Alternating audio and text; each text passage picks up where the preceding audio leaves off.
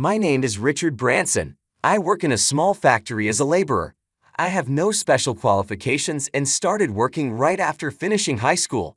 I can't afford to quit my job, even though the pay is very low. Because of this, I have just a single $300 bill in my wallet, and there's only about $800 in my bank account. I figured I could manage somehow. One day, I saw a girl who looked very rough. She was wearing a high school uniform, but it wasn't from any local school. It was cold, and she wasn't wearing a coat. Her knees were scraped and her clothes were a mess. I wondered what was wrong with her. Wasn't she going home? She was sitting there at that time. Maybe she had a stomachache or something.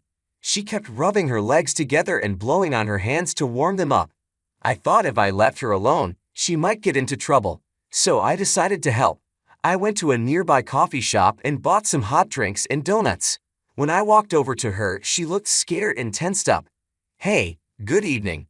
Don't be afraid, I won't hurt you," I said. "You looked cold, so I got you something warm. Would you like this?" I handed her a hot lemon tea. She took it and pressed it against her cheek to warm up. "Aren't you hungry?" Being hungry makes you feel even colder. "Here, would you like to eat this?" I didn't know what kind of donuts teenage girls liked, so I just picked one. She took it and said, "Thank you," in a small voice. "Aren't you going home?" I asked. She shook her head but didn't say anything. I wondered if she had run away from home, but I didn't want to get too involved. I wasn't sure what to do next, but then the wind blew her skirt, and I saw that her legs were covered in painful-looking wounds.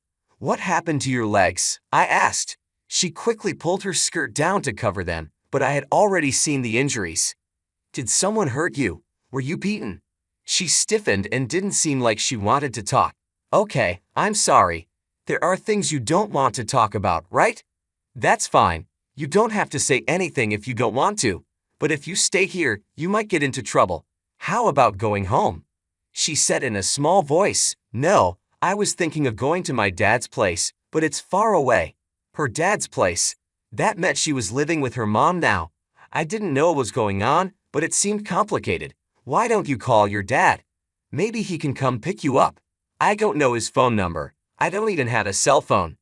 I was surprised that a teenager these days didn't have a phone. "Do you know his address? Do you know where he lives?" She nodded and showed me a small piece of paper with an address I didn't recognize. "Is this where you can meet him?" She nodded again. "It does seem far, and it's already late." I took out my smartphone and searched for the address. It came up as Greenwood Group UK, a construction company. I wrote down the phone number I found and gave it to her.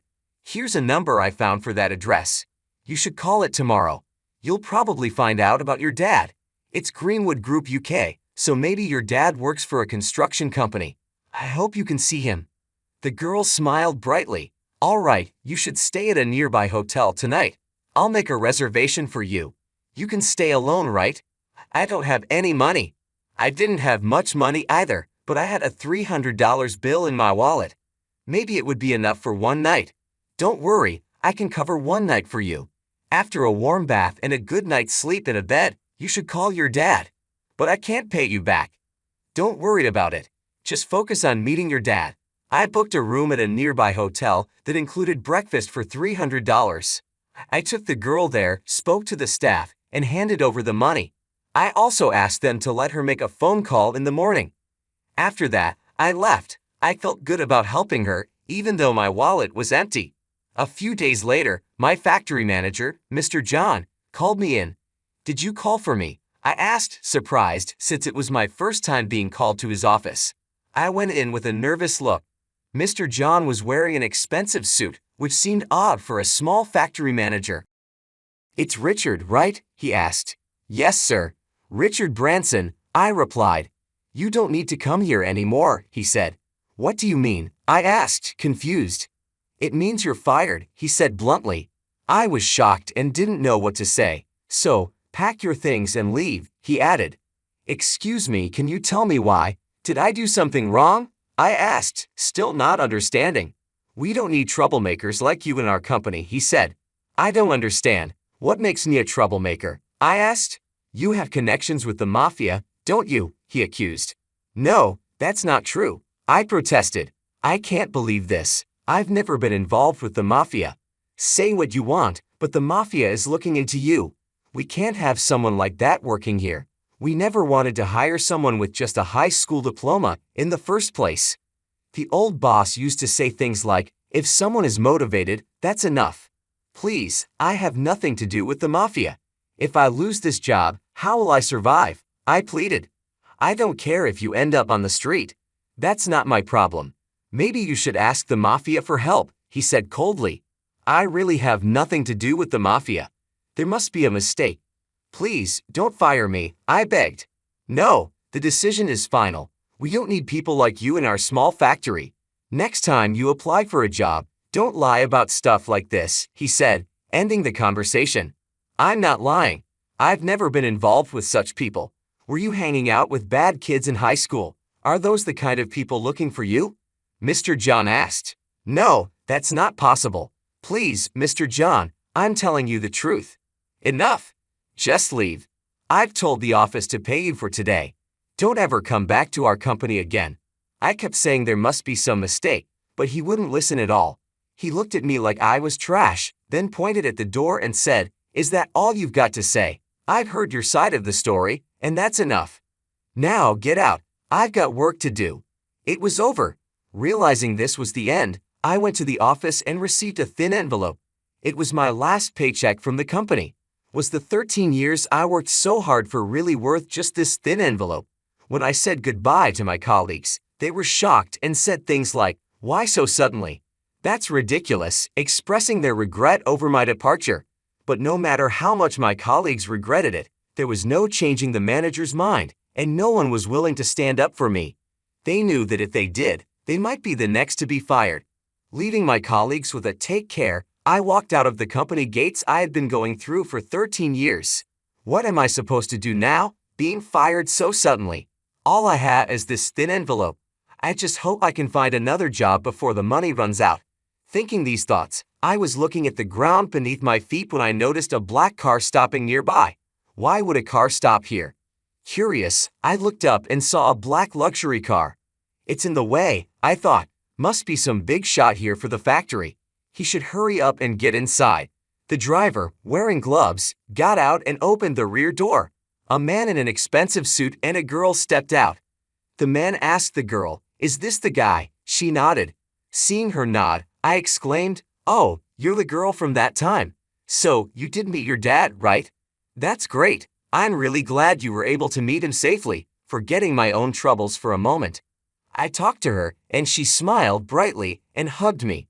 Thanks to you, my daughter was able to come to me safely. Thank you so much, said her dad.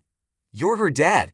That's great. I was worried about her but didn't know how to contact you. I replied, By the way, are you leaving the company so early? Do you have somewhere to be?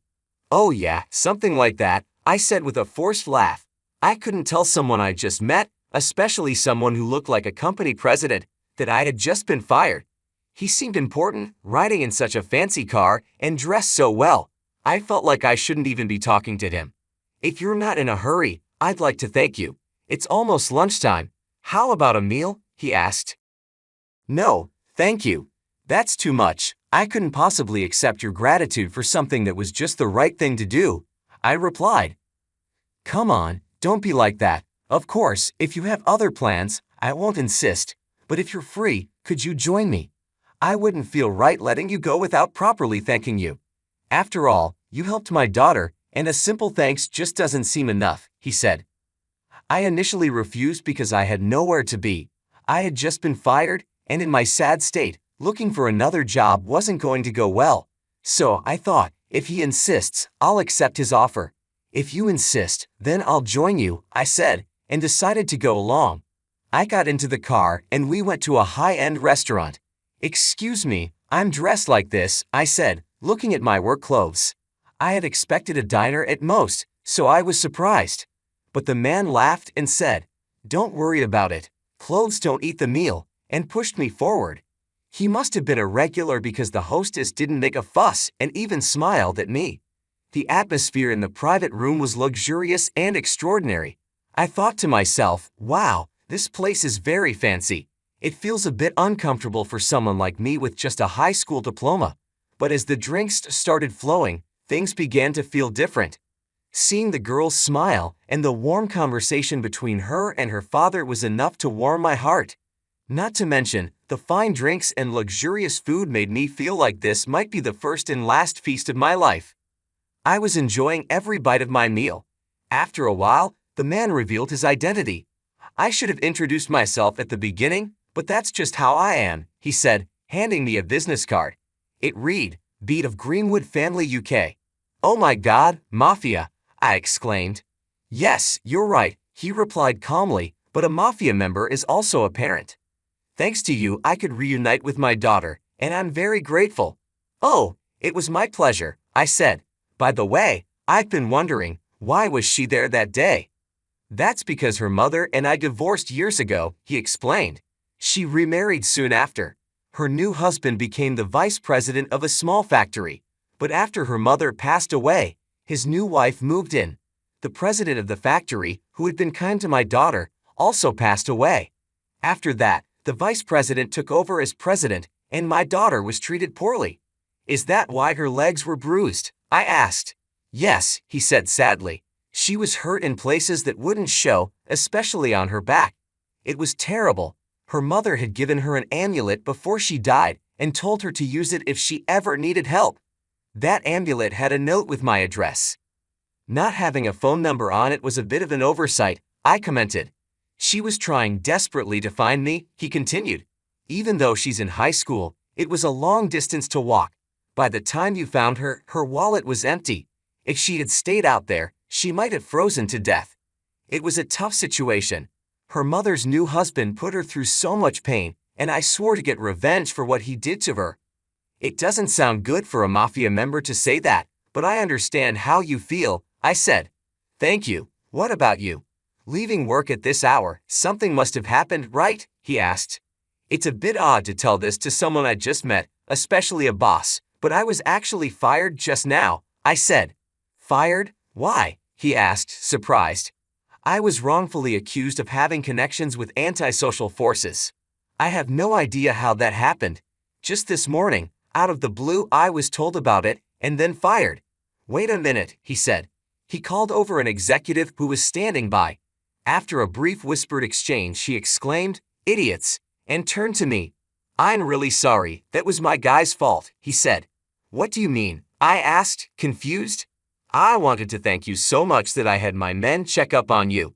They found out where you worked but wanted to make sure you were really there. It seems like they mentioned our organization's name over the phone. That's probably what got back to your boss and led to you being fired. I'm really sorry about that. Let me fix this. I'll talk to your manager tomorrow, explain the misunderstanding, and everything should be okay. No, it's all right, I replied. It's not all right. You must be in trouble, right? He insisted.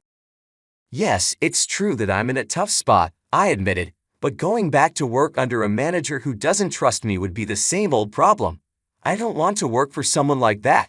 I see. So, do you have another job lined up? He asked. No. Embarrassingly, I have nothing. Honestly, if I don't find something by the end of the month, I'm in big trouble. But I still want to stand firm and find a job on my own, I explained. Good for you. In that case, how about I introduce you to a company run by a friend of mine? They're not involved with the mafia or anything. I think my friend would like you, he offered. No, that's okay, I said, even though I really wanted to accept his offer. I was tempted, but could I trust it, knowing he was involved with the mafia? Well, if you ever need help, call the number on my card. I'm always here for you, he said with a smile. About a month later, I ended up needing his help. No matter how many interviews I went to, I couldn't find a job. I was starting to think I'd have to settle for part-time work.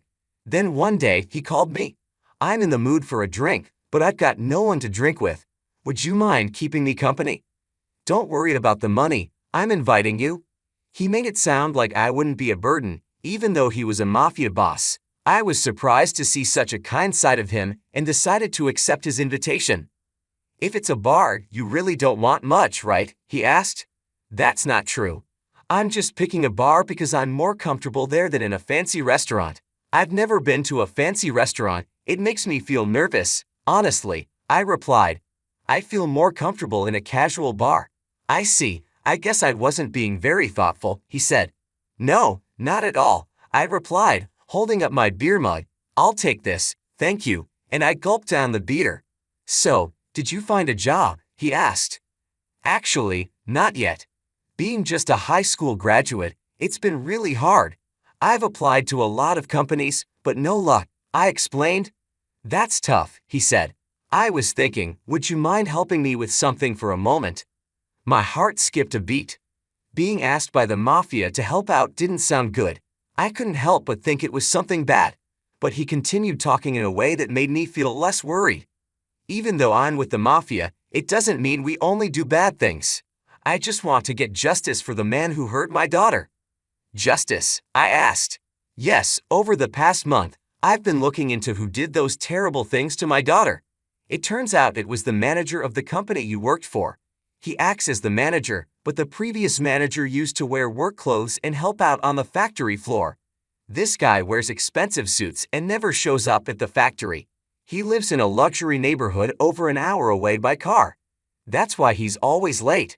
Exactly, he's the typical executive who doesn't care about the workers.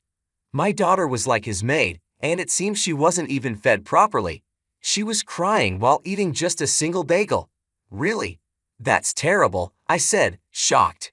Yes, it's true. I can't believe he treated my daughter like that, he said angrily, finishing his beer. That's why I need your help. I want to get revenge for my daughter, but I'm not planning anything illegal. I don't want to end up in jail and miss out on time with my daughter because of a guy like him. So, we're going to do it legally. Legally? I asked, curious. Yes, that's why I set up a company. What kind of company? I asked. It's in the same industry, but it doesn't really matter. What I really want to do is take over his company. Take over? Yes, we'll take it over and get rid of the manager. I've got all the evidence against him, he said confidently. He's got a lot of personal debt, mostly from gambling and similar stuff. Now he's using the company's money to pay off his debts. Is he really? I asked, surprised. Yes, that's why the employees' wages are so low. They dropped a lot after the previous manager passed away. That's true. Our salaries did drop sharply after he died, I confirmed. That's the scheme. You all were working to cover his debts. I want to kick him out of the company and make it a place where the employees can earn what they deserve, he explained. What will happen to him if he's kicked out? I asked. Well, he'll probably end up in deep trouble. Plus, his wife only married him for his money. If she finds out he's no longer the president, she'll likely leave him, and I'll make sure no company will hire him, he said confidently. You can do that? I asked, amazed. Hey, I'm the boss of Greenwood. I can handle things like that easily, he replied. I asked for your help because you were also a victim of his actions. I thought maybe you'd want revenge too. Yes, I think all the employees would feel the same way once they know about this, I said. They probably would. If this goes well, I plan to expand that factory even more. I want to make you the manager, he said. Me? A manager? But I'm just a high school graduate. That's impossible, I said, feeling doubtful. What are you talking about? In the past, it wasn't uncommon for high school graduates to become presidents. If you lack education, you make up for it with experience and hard work. I believe you can do it, he encouraged me. If you become the manager, I can trust the factory will be in good hands. The first task will be taking over that factory. Are you in? I understand. Count me in, I agreed. Good, then tonight we'll drink to the future of the new company, he said. And that's how I found myself unexpectedly involved in the plan to take over the factory that had fired me. 2 months later, we had thoroughly investigated the factory and the manager from all angles. We decided to cause significant financial damage to the factory through our takeover plan. Long time no see, Mr. John, I said when we met again. Oh, have we met before? He asked, looking puzzled. You wouldn't remember a high school graduate employee. It's Richard Branson, I said, revealing my identity. I was fired under the false accusation of having connections with the mafia. No, that was just Greenwood calling to check if you were an employee. You used that as a reason to fire me, a high school graduate, I said. Well, that's not exactly how it was, he stammered. It's okay. Thanks to that, I found a good job at my current company. I have no hard feelings. In fact, I've come to you with a good offer, I continued. A good offer? You mean you want to make a deal with us? He asked, curious. Yes. Your products are of very high quality, something I know from working here for years. That's why I want to offer you a $8 million contract, I explained. $8 million, he echoed, surprised. Yes, I'd like you to deliver that amount of goods within 3 weeks. Once the delivery is confirmed, we'll transfer the $8 million to you, I said. That would be great. So will you accept the contract? He asked eagerly. Of course, I said, placing the contract on the table and asking him to sign it. Without reading the details, he was overjoyed by the mention of $8 million and signed it. Knowing his poor administrative skills, I expected this outcome, but it was still amusing to see a company manager behave this way. Once the contract was signed, he pushed his employees hard, making them work without rest. The goods were produced, but when it came time for delivery, a problem arose. No delivery company would accept the job. That was because Greenwood had put a stop to it. Desperate, John himself went looking for any carrier. That's when a truck driven by a member of Greenwood arrived. The goods were loaded onto dozens of trucks, but along the way, they all stopped for various reasons, like vehicle malfunctions. Eventually, the goods didn't arrive by the deadline. I immediately contacted John and went back to the factory. The goods didn't arrive by the deadline. Now our company has suffered a huge loss. This is a breach of contract, I told him. No, we shipped everything properly, he protested. It's clearly stated in the contract, isn't it? If the goods don't arrive, you'll pay $8 million, I pointed out. That's ridiculous, he exclaimed, realizing the mess he was in. I don't know anything about such a clause, Mr. John stammered, looking at me with wide eyes. Whether you know about it or not, it's clearly written here in the contract, I replied, pointing to the specific section. Claiming that you didn't read it won't help you now. This can't be happening. My company doesn't have $8 million, he exclaimed, panic rising in his voice. Well, then we have no choice but to take over this factory, I said calmly. Take over the factory. That's also in the contract, he asked, his voice trembling. Yes, even if the delivery failure was caused by the carrier, your company bears all the responsibility. You signed the contract, didn't you? I reminded him, holding up the document. Wait, I didn't understand what I was signing. Losing this factory will ruin everything, he pleaded, starting to realize the gravity of the situation. It seems so, I said, unmoved by his desperation, and without the factory, no one will cover your personal debts anymore. How did you know about my debts? He asked, shock and fear in his eyes. We did our homework. That's not all. Your wife will probably leave you too. It seems she married you for your money, I continued, laying out the harsh reality. So, you knew all this and still tricked me into signing this contract, he said, his face turning pale as he grasped the full extent of his predicament. It's not just me who has a grudge against you. That's why this happened. Now the factory belongs to our company. Pack your things and leave, I instructed firmly. This is unbelievable. What am I going to do with all this debt? He cried, slumping into his chair, his face buried in his hands.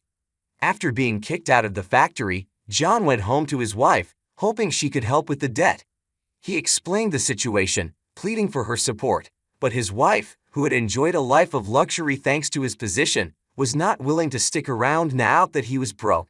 She slammed the divorce papers down in front of him and demanded compensation for all the money she claimed to have spent during their marriage. Without the factory, we're finished. I need your help to pay off this debt, John begged. You should have thought about that before you lost everything, she replied coldly. I married you for your money, and now that you're penniless, there's no reason for me to stay. But we've been together for so long. Can't you help me through this? He pleaded, tears in his eyes. No, I've had enough. You're on your own, she said, showing no sympathy. She handed him the divorce papers, demanding a large sum in compensation. This added to his already massive debt, burying him under an insurmountable financial burden. John, now alone and overwhelmed with debt, found himself in a dire situation. With nowhere to turn, he realized that the life he had built was crumbling around him. The weight of his debts and the loss of his wife left him in a deep pit of despair, facing a future filled with uncertainty and hardship. As the reality of this situation set in, John could only think about how he had gotten to this point. The false accusations, the rushed decisions, and the betrayal by those he trusted had led him to this moment of utter ruin. The once proud manager, who had enjoyed a life of comfort and power, now faced a grim and uncertain future, with nothing left but the crushing weight of his mistakes. When I reported everything to the boss, he was very pleased and praised me. Now, that guy won't be able to get a job anywhere ever again. He'll learn what it really means to betray people. Yes, I hope he realizes the consequences of his actions and understands what it's like to treat people so poorly, I replied, feeling a sense of justice.